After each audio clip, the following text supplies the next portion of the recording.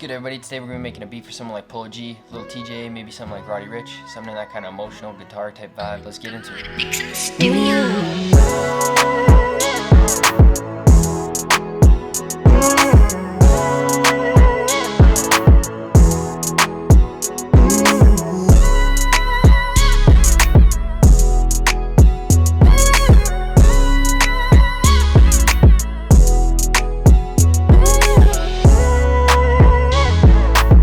First thing I did, I went in and grabbed this piano at Analog Lab. Tried to lay down something like real emotional, kind of repetitive.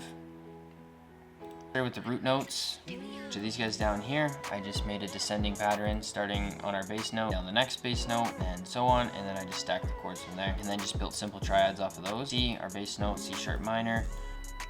This would be our triad. This is what I started with. Place, skip, place, skip, place. Instead of leaving this note here, pitched it up, just doubled this note up, pasted it again, Control C, Control V, and then pitched it up. So again, I started with simple triad, place, skip, and instead of leaving this bass note here, I just pitched it up to keep our bass notes so that our 808 and our drums hit later. I just pitched it down so I always know what they are, and pitching all your bass notes down one level will also just give your main melody a little bit of a fuller sound. And I just started pitching them up and maybe adding an extra note. And so again, for the last bass note, started with the basic triad, place, skip, place. I brought these ones down to make it more full. Middle note just got pitched up. Once I had our basic chords, kind of had them pitched up and down how I wanted them, I just started slicing them and kind of adding in a couple filler notes. As you can see, this note wasn't part of the triad, but it helps kind of transition this chord into this chord because it's the same note. Started adding in these little filler notes to kind of help carry one chord into the next chord. And then lastly, before I was done, I hit Alt S to strum it just a little bit. Then I just threw on some reverb. So the next thing I did was copy the chords of our main piano. Hit Control C, went into another instance of Analog Lab, found a kind of a Rhodesy piano, something a little more melodic. Just layered in with the main piano, sounds like this.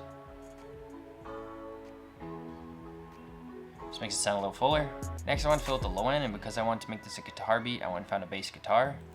First I went and grabbed the bass notes out of our pianos, went into instance of Xenology and just found a bass guitar, pasted them in. You can see it's the same notes. I just chopped them a little bit and then just kind of put these little riffs in just to give it a little bit more rhythm and a little more bounce, a little bit more groove.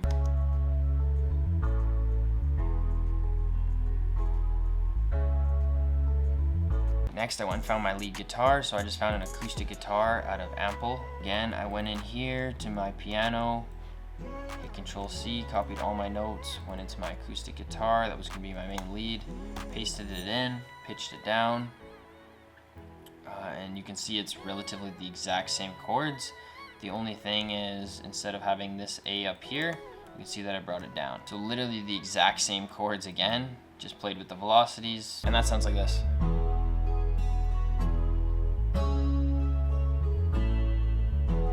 Starting to fill up all those frequencies. And then lastly, I went into Arcade and found a vocal preset. Arcade's got some really good vocal presets. All right, so the next thing I did is I went into Arcade and got a vocal sample. So it sounds like this.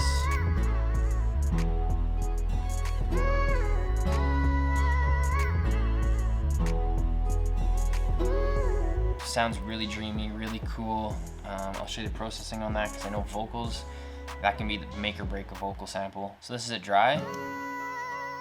Just doesn't quite hit the same. Threw on an EQ, took out the lows, took out some of the highs to make it sound like a little more like it's on a radio. Drowned it in reverb, went and threw on this vinyl to make it feel a little more textured. And then another instance of RC20, this magnitude preset. It just tucks it in the back a little bit more. So then that was all the sounds of my melody. It sounded like this. So this was a good foundation of the melody. If I wanted to use it for the hook or the verse, I hadn't quite decided yet.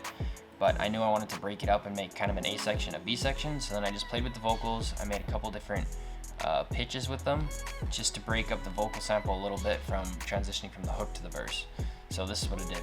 Went here, hit make unique, and then I can change this one independently without affecting my original sample. I made one unique and I just pitched it down. It sounds like this. And I just layered it with the main one. Just makes it sound a little bit more full. And then I just made one more section for the verse of the hook, and I just went in and pitched it way up and then just layered with the main vocal again. So those were all the parts of my melody. Now onto the drum. So first I started with the clap, added in a rim and layered it. Just makes it feel a little bit more full. So I went and found a snap, layered it again, and I just moved it a little bit off grid just to give it that little bit of ring you hear on it. Next, I laid down a hi-hat, got a little bit of a rhythm and a bounce going. So I started with the two-step pattern, and then I wanted to give lots of room and lots of space for Polo, so I just cut out a lot of the hi-hats just to make it feel real bouncy. Highlighted it all, hit Alt-R, played with the velocities just so it doesn't all hit the same, makes it just feel a little bit different. I kind of added these rolls in to where I thought the drums needed help transitioning to the next sound. So I added this kind of micro roll into where the clap is, because the clap's here and here. So I added these rolls in to help transition the hi-hats into the clap. So because I added that roll there, I wanted to keep the rhythm the same and have a roll in the next bar, but I wanted to just sound a little bit different. I laid down a kick with the groove and the hi-hat that I already had.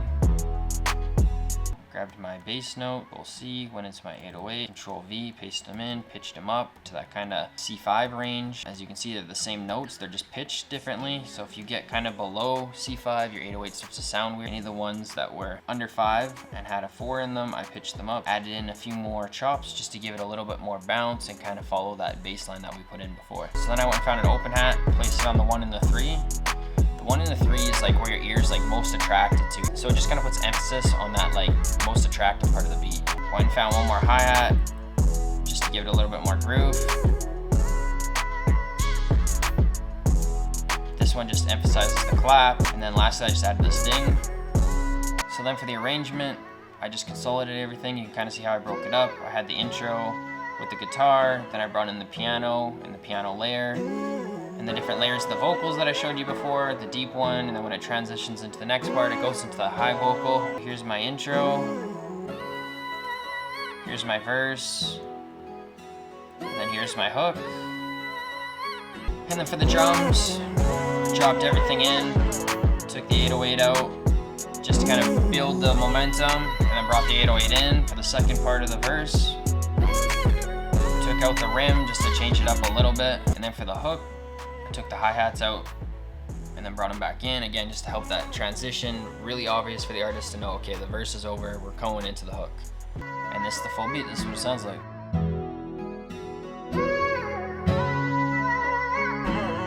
Oh my god, Nick's in the studio.